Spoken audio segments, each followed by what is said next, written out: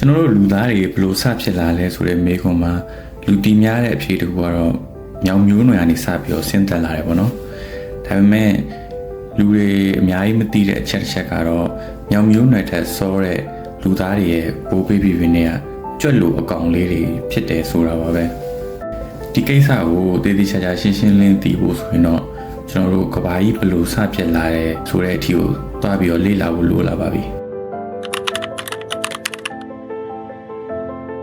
လွန်ခဲ့တဲ့နှစ်ပေါင်း4.6 ဘီလီယံလောက်တုန်းကကျွန်တော်တို့အခုနေအဖွဲ့အစည်းဖြစ်မဲ့နေရာနာမှာကျဲဝီးတစ်လုံးပေါက်ကွဲပြီးတော့အဲ့ကနေ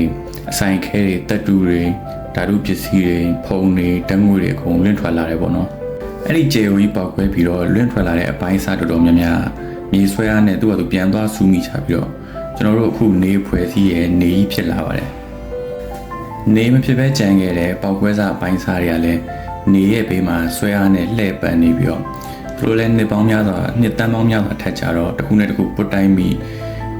းကြီးတဲ့ရာသေးတဲ့ကောင်ဆွဲနဲ့ဂျိုကြီးတွေပြန်ပြီးတော့ဖြစ်လာပါတယ်ကျွန်တော်တို့ရဲ့ကဘာလည်းအဲ့လိုပုံစံနဲ့ပဲစပြီးဖြစ်ပေါ်လာတယ်ပေါ့နော်ကဘာကြီးကစပြီးဖြစ်တော့ပေါက်ကွဲလာတဲ့ဓာတ်တုပစ္စည်းတွေဓာတ်ငွေတွေပုံတွေကြောက်တုံးတွေအကုန်ပေါင်းပြီးတော့သူတို့တစ်ခုနဲ့တစ်ခုပုတ်တိုက်တဲ့တန်ချောင်းရောအကုန်အပူချိန်တွေရမ်းမြင့်ပြီးတော့ချော်ရည်လုံးကြီးဖြစ်နေစပြီးတော့ဖြစ်လာတယ်။အဲ့ဒီချော်ရည်လုံးကြီးကအာဂတာကြီးရဲ့အေးတက်ကြောင့်နှစ်တန်းပေါင်းများစွာကြာတော့တဖြည်းဖြည်းနဲ့အပူချိန်လျော့လာပါတယ်။အဲ့ဒီလိုအပူချိန်လျော့လာတဲ့အခါတန်လိုတိတ်သေးစားမြင့်တဲ့တတုပစ္စည်းတွေကအဆိုင်ခဲပြန်ဖြစ်ပြီးတော့ကဘာရဲ့လေမှာပြန်သွားစုပြီးတော့ဘိုးလွာစပြီးတော့ဖြစ်လာပါတယ်။တိတ်သေးစားနေတဲ့ကြောက်တုံးတွေအဆိုင်ခဲတွေကတော့အပေါ်ယံမှာကျန်ခဲ့ပြီးတော့ကဘာရဲ့အပေါ်ယံအလွာစဖြစ်လာပါတယ်။ပြောရမယ်ဆိုရင်တော့မီးဖုတ်ပြီးတော့အခုမှထွက်လာတဲ့ကဘာကြီးလိုဖြစ်နေပါဗျာအပေါ်ယံပူပြီးတော့အဲ့ဒီချိန်တော့ကဘာကြီးမှာမီးတောင်နေနဲ့ပြည့်နေတယ်ကဘာလုံးမီးတောင်နေကြီးပဲပေါ့အဲ့ဒီမှာကဘာတစ်ခုလုံးမီးတောင်တွေပေါက်လေယူတဲ့ကိုရေငွေ့တွေကာဗွန်ဒိုင်အောက်ဆိုက်တွေတခြားဓာတ်ငွေ့တွေပါတဲ့ဓာတ်ငွေ့တွေလွတ်ထုတ်ပြီးတော့ကဘာရဲ့ပထမအဦးဆုံးလေထုလွှာစဖြစ်လာတယ်ကဘာတစ်ခုလုံးမှာနှစ်ပေါင်းများစွာမီးတောင်တွေပေါက်နေတော့လေယူထဲမှာလည်းတွေးပြင်းနဲ့ရေငွေ့တွေအများကြီးစုမိလာပါတယ်ဒီလုံးနဲ့ကဘာရဲ့အပူချိန်ကတဖြည်းဖြည်းနဲ့ပိုးလျော့လာပြီးတော့အဲ့လေတူတွေကရေငွေတွေကလည်းတိတ်သေးစားမြင့်ရေပြန်ဖြစ်ပြီးတော့ကဘာပေါ်မှာမိုးတွေပြန်ရွာပါတော့တယ်မိုးတွေကကဘာတစ်ခုလုံးမှာနှစ်တန်းပေါင်းများစွာရွာနေပြီးတော့ကဘာရဲ့ပင်လယ်တွေစပြီးတော့ဖြစ်လာပါတယ်အဲ့ဒီတော့ပင်လယ်ကတော့ဓာတုပစ္စည်းတွေအများကြီးပါဝင်နေတဲ့ပင်လယ်ကြီးပေါ့ဒီလုံးနဲ့ကဘာတစ်ခုလုံးကရေတွေပြည့်အပူချိန်လည်းလျော့ပြီးတော့ရာသီဥတုအချိန်တွေကခက်နွေးနွေးလေးဖြစ်လာတဲ့အချိန်ပေါ့ဗျာအရင်လည်းမပူအရင်လည်းမအေးတဲ့အချိန်တွေမှာတက်ရှိတွေပေါက်ဖွားဖို့အကောင်းဆုံးအချိန်တွေတစ်ခုရောက်လာပါတယ်တက်ရှိတွေပေါက်ဖွားဖို့ဆိုတာတင့်တော်တဲ့ပတ်ဝန်းကျင်အခြေအနေနဲ့စွမ်းရည်တစ်ခုရှိဖို့လိုပါတယ်ကမ္ဘာပေါ်မှာပထမဆုံးတက်ရှိတွေဘယ်လိုစဖြစ်လာလဲဆိုတော့တိတိကျကျအဖြေမထုတ်နိုင်သေးပါဘူးဒါပေမဲ့ theory တွေပြောတာကတော့မိုးချိုးပြစ်လို့ပဲဖြစ်ဖြစ်မီးတောင်ပေါက်ကွဲလို့ပဲဖြစ်ဖြစ်နေအောင်ကြီးအားခရမ်းလိုရောင်ကြီးတွေကနေပဲဖြစ်ဖြစ်စွမ်းရင်တစ်ခုရပြီးတော့အဲ့စွမ်းရင်နဲ့ပင်လယ်တွေကဓာတုပစ္စည်းတွေနဲ့ရောပြီးတော့ပထမအဆုံးသက်ရှိတွေဖြစ်လာတယ်လို့ theory ထုတ်ထားပါတယ်ပထမအဆုံးသက်ရှိကတော့ကျွန်တော်တို့ဒီအနုမြူမှန်ပြောင်းထဲမှာကြည့်လို့ရတဲ့ cell တစ်ခုပဲပါတဲ့ဘက်တီးရီးယားလိုအကောင်လေးတွေပေါ့နော်ဒီလိုနဲ့ကဘာပေါ်မှာ cell တစ်ခုပဲပါတဲ့သက်ရှိလေးတွေစပြီးတော့ဖြစ်ပေါ်လာပါတယ်အဲ့ဒီမှာသက်ရှိဖြစ်လာပြီဆိုတော့ထူးဆန်းတာကသူတို့ရဲ့ genes တွေ DNA တွေထဲမှာပန်းနိုင်နှစ်ခုပဲလို့ဖို့ရှိရယ်ပထမတစ်ခုကတော့ခက်ခဲကြမ်းတမ်းတဲ့ပတ်ဝန်းကျင်အခြေအနေတွေကိုစ조사ရှင်သန်နေထိုင်ဖို့ရယ်နောက်တစ်ခုကအဲ့ဒီသူတို့စ조사ရှင်သန်ရင်းနဲ့ရလာတဲ့စွမ်းရည်ကိုနောက်မျိုးဆက်ကိုလက်ဆင့်ကမ်းဖို့ရယ်အဲ့နှစ်ခုပဲအဲ့ဒီပန်းနိုင်နှစ်ခုကိုရဖို့စ조사ရင်းနဲ့ကဘာပေါ်တက်ရှိတွေစင်ကဲပြောင်းလဲမှုဖြစ်စဉ်တွေစပြီးဖြစ်လာပါတယ်အင်္ဂလိပ်လိုဆိုရင်တော့ evolution ပေါ့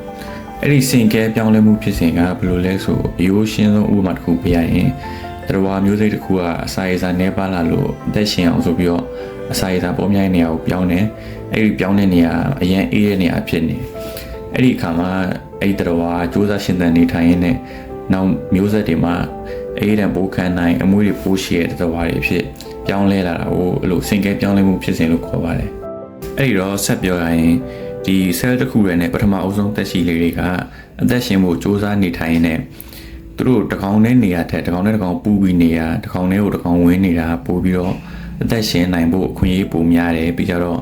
ပို့ပြီးတော့ကြာအသက်ရှင်နိုင်တယ်ဆိုတာကိုတွေ့ရှိသွားတယ်အဲ့ဒီလိုနဲ့အဲ့ဒီ cell တစ်ခုရဲ့ပါတဲ့အကောင်လေးတွေကတကောင်နဲ့တကောင်မိခိုနေထိုင်ပြီးတော့ cell အများကြီးပါတဲ့အကောင်တွေဖြစ်ကြီးတဲ့ကောင်ကသေးတဲ့ကောင်ကိုစားနေစွမ်းရည်နေရပြီးတော့သူတို့တက်ရှိမျိုးစိတ်အသစ်တွေအများကြီးထွက်ပေါ်လာပါတယ်အဲ့ဒီအကောင်လေးတွေကမှမျိုးစိတ်တစ်မျိုးကနေအောင်ကြီးကနေအစာချက်လုပ်ပြီးတော့အောက်ဆီဂျင်ပြန်ထုတ်ပေးတဲ့ရေညှိတွေအဖြစ်ပြောင်းလဲသွားတယ်ဒီလိုနဲ့ကမ္ဘာပေါ်မှာအဲ့ဒီရေညှိလေးတွေကနှစ်တန်းပေါင်းမြောက်စွာအောက်ဆီဂျင်တွေထုတ်ပေးပြီးတော့လေယူထဲမှာအောက်ဆီဂျင်တွေများလာပြီးတော့ခရမ်းလုံရောင်ခြည်ကိုကာကွယ်ပေးနိုင်တဲ့အိုဇုံးလွှာတွေလည်းစပြီးတော့ပေါ်ပေါက်လာတယ်ဒီချိန်မှာကမ္ဘာကြီးကလေထုအလွှာတွေလည်းဖြစ်ပြီးတော့နေအောင်ကြီးကအပူစွမ်းရည်တွေကိုလည်းပြန်ထွက်မသွားအောင်လှောင်ထားနိုင်ပြီးအောက်ဆီဂျင်တွေလည်းများလာပြီဆိုတော့တက်ရှိတွေအတွက်အခွင့်အရေးကပိုကောင်းလာပါပြီဒီလိုနဲ့တက်ရှိတွေလည်းတဖြည်းဖြည်းနဲ့စင်ကဲတိုးတက်ပြောင်းလဲရင်းနဲ့ကမ္ဘာပေါ်မှာငါးတွေပထမဆုံးစပြီးတော့ပေါ်ပေါက်လာပါတယ်အဲ့ဒီချိန်တုန်းကပင်လယ်ကြီးထဲမှာစားကြရွေးလည်းပေါ်ရာသီဥတုအခြေအနေလည်းကောင်းတော့ငါးမျိုးစိတ်တွေကလည်းနောက်ထပ်အစင်းစင်းပြောင်းလဲပြီးတော့ပင်လယ်ထဲမှာငါးမျိုးစိတ်အစုံနဲ့ပြည့်နေတဲ့အချိန်ပေါ့ဒီအချိန်မှာကမ္ဘာကြီးကနေအောင်ကြီးကိုတူလောင်ထားနိုင်တဲ့လေထုအလွှာလည်းရှိပြီဆိုတော့တွေးပြင်းနဲ့ပူနွေးလာပြီးတော့ပင်လယ်ကြီးနည်းနည်းကျပြီးတော့ကုန်းမြေတွေစပြီးတော့ပေါ်ပေါက်လာပါတယ်ဒီလိုပဲပင်လယ်ထဲမှာလည်းငါးမျိုးစိတ်တွေအများများလာပြီးတော့ကြီးတဲ့ငါးကစားခံရမဲ့အန္တရာယ်ရောအစာရစာရှားပါလာတဲ့ပြဿနာရောနဲ့တချို့ငါးမျိုးစိတ်တွေကကုန်းဆက်နာမှာအစာတက်ရှာလာကြပါတယ်ဒီလိုပဲအဲ့ငါးမျိုးစိတ်တွေလည်းတဖြည်းဖြည်းနဲ့ကုန်းပေါ်တက်ရင်နဲ့အသက်ရှူနိုင်တဲ့စွမ်းရည်တွေပုံတိုးလာရေရက်တွေကတဖြည်းဖြည်းမားလာပြီးတော့ကုန်းနေရည်နေတတော်ဝါတွေစပြီးတော့ဖြစ်လာပါတယ်အဲ့ဒီကုန်းနေရည်နေတတော်ဝါတွေကမှနောက်ထပ်အစင်းတစ်စင်းထပ်တိုးပြီးတော့ကုန်းနေတတော်ဝါဆိုပြီးတော့ထပ်ပြီးတော့စင်ကဲတိုးတက်ပြောင်းလဲလာတယ်ပေါ့ဗျာအဲ့ဒီလိုရေထဲအကောင်တွေစင်ကဲတိုးတက်ပြောင်းလဲပြီးကုန်းပေါ်တက်လာတဲ့အခါမှာအဓိကအဖြစ်ဥနဲ့မွေးတဲ့သွားတတော်ဝါရဲ့အကောင်လိုက်မွေးတဲ့နိုးတိုက်တတော်ဝါရဲ့ဆိုပြီးတော့နှစ်မျိုးပြန်ကွဲသွားတယ်ရေထဲကငါးတွေကုန်းပေါ်တက်ကုန်းတွေတတော်ဝါတွေဖြစ်ဒီလိုနဲ့နှစ်တန်းပေါင်းများစွာစင်ကဲတိုးတက်ပြောင်းလဲပြီးတော့ဒိုင်နိုဆောတွေပေါ်ပေါက်လာပါတယ်ဒိုင်နိုဆောတွေပေါ်လာတဲ့အချိန်မှာကမ္ဘာကြီးကတစ်ပင်တွေလည်းများအစာရစာလည်းပေါ်များတော့ဒိုင်နိုဆောမျိုးစိတ်တွေကကောင်းကောင်းမွန်မွန်ရှင်းသန်ကြီးထွားနိုင်ကြပါတယ်အဲ့လိုအစာရစာပေါ်တဲ့အခါမှာအကောင်ကြီးကအကြီးဖြစ်လာပြီးတော့အဲ့တော့ကမ္ဘာကိုဒိုင်နိုဆောတွေကကြီးစိုးထားပါတယ်အဲ့ဒီအချိန်မှာနိုးတိုက်တတော်ဝါတွေကတော့ကြွက်လိုအကောင်ပုံစံလေးဖြစ်နေပဲဒိုင်နိုဆောတွေကြားထဲမှာအသက်ရှင်မှုရုန်းကန်နေနေဒီစင်ကဲတိုးတက်မှုဖြစ်စဉ်မှာဒိုင်နိုဆောတွေလောက်အားမကောင်းခဲ့ဘူးပေါ့အဲ့ဒီအချိန်မှာအရာအားလုံးကိုပြောင်းလဲပြင်မဲ့အနေရတစ်ခုလာနေပြီဆိုတော့ဒိုင်နိုဆောတွေမသိလိုက်ရပါဘူးလွန်ခဲ့တဲ့နှစ်66တန်းလောက်ကမျိုးတစ်မျိုးစာလောက်အရွယ်အစားရှိတဲ့ဥက္ကာခဲကြီးတစ်ခုကဘာကိုဝင်တိုက်ခဲ့ပါတယ်အဲ့ဒီဥက္ကာခဲကြီးဝင်တိုက်တာကဘယ်လောက်ပြင်းထန်လဲဆိုမြို့အလုံးပေါင်း1ဘီလီယံပေါက်ကွဲအားနဲ့ညီမျှပါတယ်တဲ့ဥက္ကာခဲကြီးဝင်တိုက်မှုကြောင့်ကဘာတစ်ခုလုံးမရဲရောက်သွားသလိုကျောင်းဆန်လှုပ်ရှားသွားရပါတော့တယ်ငလင်းတွေအကြီးကျယ်လှုပ်တယ်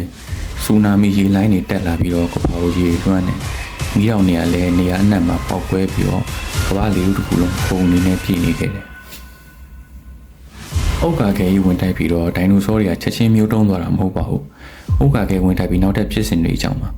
ဘာတွေဖြစ်လဲဆိုတော့ဒီလေလူတွေကိုဖုံနေပြည့်သွားတော့ကဘာတစ်ခုလုံးကအမောင်ကျသွားပြီးတော့နေအောင်ကြီးလုံးဝဝင်လို့မရတော့ပါဘူးနေအောင်ကြီးဝင်လို့မရတော့အပူလည်းမရတော့တဖြည်းဖြည်းနဲ့ကဘာကြီးကအေးလာပါတယ်ဒီလိုနဲ့နှစ်တွေပိုးချလာတော့ကဘာရဲ့နေရာတော်တော်များများအေးခဲသွားပြီးတော့ဒီတော့ရလည်းပြုံးတီးနောက်ထပ်2-5တောင်အထိတစ်ပင်တွေပြန်မပေါက်တော့ပါဘူးတဲ့အဲ့ဒီအချိန်မှာတစ်ပင်တွေကိုအဓိကအားထားနေရတဲ့ဒိုင်နိုဆောအကောင်ကြီးတွေကအစာရည်စာပြက်လက်ရှားပါတာရောဒီရာသီဥတုအေးတဲ့တန်တွေရောကြောင့်တဖြည်းဖြည်းနဲ့မျိုးတုံးပြောက်ွယ်သွားကြပါတယ်အဲ့ဒါတွေဖြစ်နေတဲ့အချိန်မှာနိုးတိုက်တော်ဝါကြွက်လိုအကောင်လေးတွေကတော့အစကတည်းကအစုံသားတော်ဝါလည်းဖြစ်တယ်အကောင်သေးတော့အစာနည်းနည်းနဲ့လည်းအသက်ရှင်နိုင်တယ်ပြီးကြတော့သွေးနွေးတော်ဝါလည်းဖြစ်တယ်ဆိုတော့ဒိုင်နိုဆောတွေထက်ရာသီဥတုတန်ကိုပို့ပြီးတော့ခံနိုင်ရရှိခဲ့ပါတယ်အဲ့ဒီချိန်တော့အဲ့အကောင်လေးတွေကဘာစားလဲဆိုတော့ insect တို့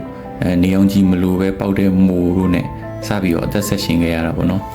တခါလေဒိုင်နိုဆောတွေသေတဲ့အချိန်မှာဆိုရင်လည်းသူတို့ဒိုင်နိုဆောတွေကိုစားတယ်ပြီးတော့ခန္ဓာကိုယ်သေးသေးလေးနဲ့ဆိုတော့ ကြောက်တုံးနေချာမှာအတိုက်တွေလို့လူဆက်လက်စူးစမ်းရှင်သန်ရင်းနဲ့ဒီ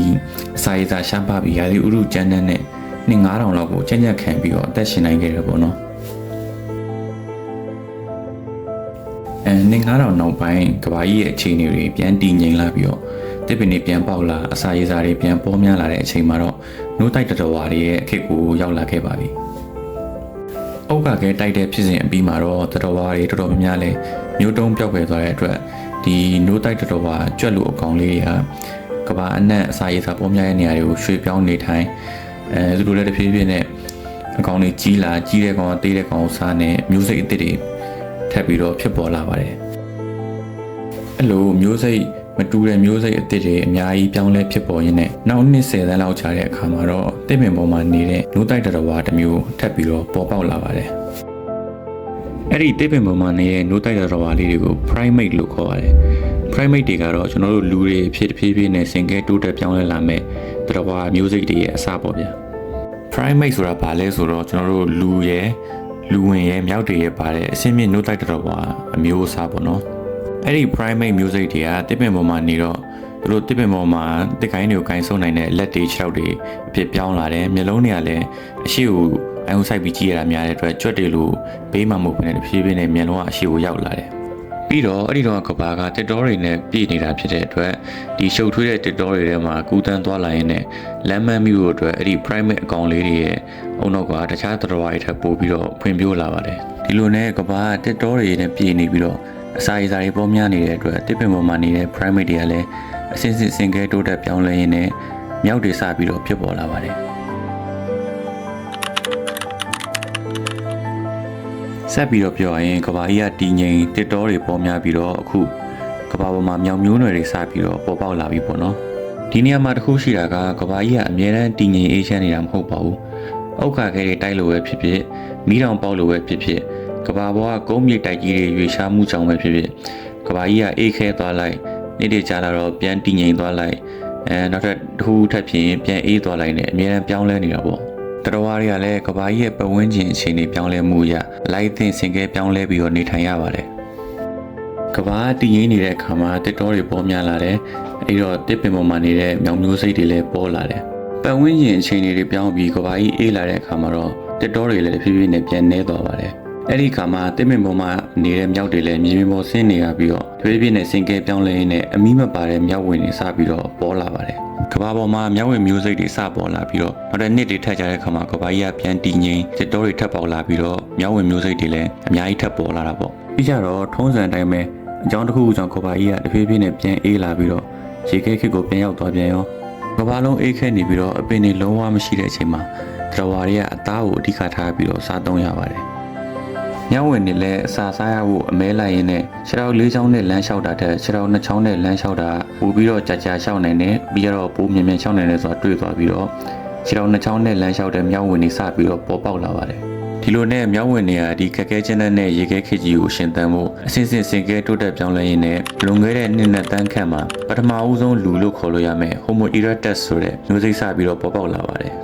လူသားမျိုးစိတ်မှာအဓိကတိုးတက်ပြောင်းလဲတာကတော့အုံနောက်ပေါ့နော်တခြားခန္ဓာကိုယ်ပိုင်းကိုကြည့်လိုက်ရင်လူသားတွေကတခြားသတ္တဝါတွေလို့ချွန်နဲ့သွားတွေလက်သေးတွေလည်းမရှိဘူးဒီမြောက်အရင်တော့မြောက်ဝင်နေလောက်လဲအားမကြီးဘူးပြီးတော့ကြားရချင်းသေးတွေလောက်လဲအမြင်မပြေးနိုင်ဘူးဒီတော့ပထမဦးဆုံးလူသားမျိုးနယ်ဖြစ်တဲ့ Homo erectus ကနီလန်းအသစ်တစ်မျိုးနဲ့အမဲလိုက်ကြရပါတယ်